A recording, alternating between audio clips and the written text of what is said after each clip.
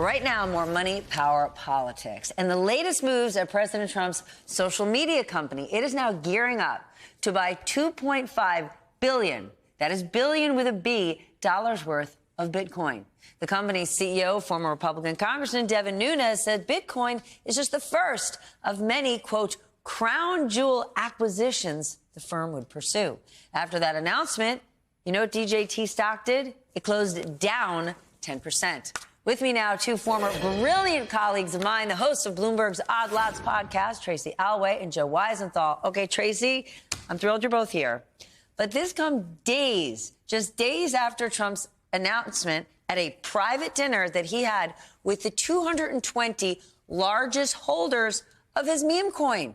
Okay? And this is all happening while his administration is supposed to be regulating crypto, when this man stands to benefit billions and to the tune of billions and billions and billions of dollars. Yeah, this is the crazy thing. So the idea of turning your company into some sort of Bitcoin treasury is not exactly new. So his company that doesn't make any money. Fair enough. But the original pioneer of, not necessarily doing anything but buying a lot of Bitcoin is MicroStrategy, right? Mm-hmm. Now, they've been phenomenally successful at it. A lot of people would question why. Why do you need a company that's buying Bitcoin and putting it in a sort of ETF wrapper? But it's worked for them. I think the question is, there's a big difference between Donald Trump and a Michael Saylor. And Donald Trump obviously is in a position where he could influence the price of crypto, the very thing that DJT is ostensibly buying. All right, new topic. There is a word making the rounds with investors thanks to Trump's tariffs. Yeah. ABUSA. USA. It stands for Anywhere But USA.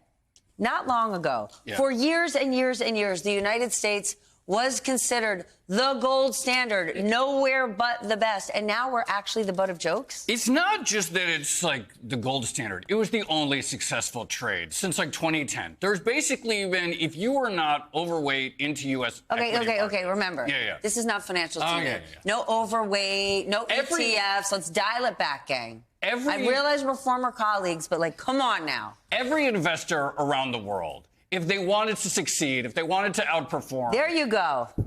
Had to be heavy into U.S. stocks. So there was nothing to be gained internationally. How absurd is it that now anywhere but the USA, right? Europe, which has been like the epicenter of austerity, is now looking better than we are. And what's really striking is that we've had this big rebound in U.S. stocks, even, obviously since the tumult of early April. And still, U.S. equities have underperformed the rest of the world, even with all the dialing back of tariffs that we've seen. It's pretty striking how much this one chart that's gone up, U.S. performance versus everyone else, has reversed really since January.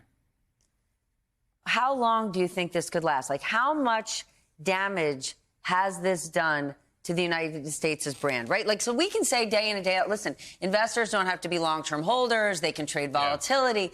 But in terms of the United States being the only trade, the best possible place to invest, has Donald Trump eroded our brand so much that it can't just snap back? Well, the remarkable thing is there's an argument now that he's sort of eroding his own brand, as it is. Talk to us. So the thing that happened most recently, on a Friday, he announces, we're going to have 50% tariffs on Europe. And then he some of his officials slowly walk that back. And then he says, well, we're going to have another deadline delay. The crazy thing is the market was only down 1% on Friday. And a lot of analysts and investors were coming out saying, just ignore this news. It's a negotiating tactic. It's just Trump spouting off. And so if you had just done nothing off of these headlines and just waited for markets to open on Tuesday, markets are up today. So ignoring Trump in this case really paid off.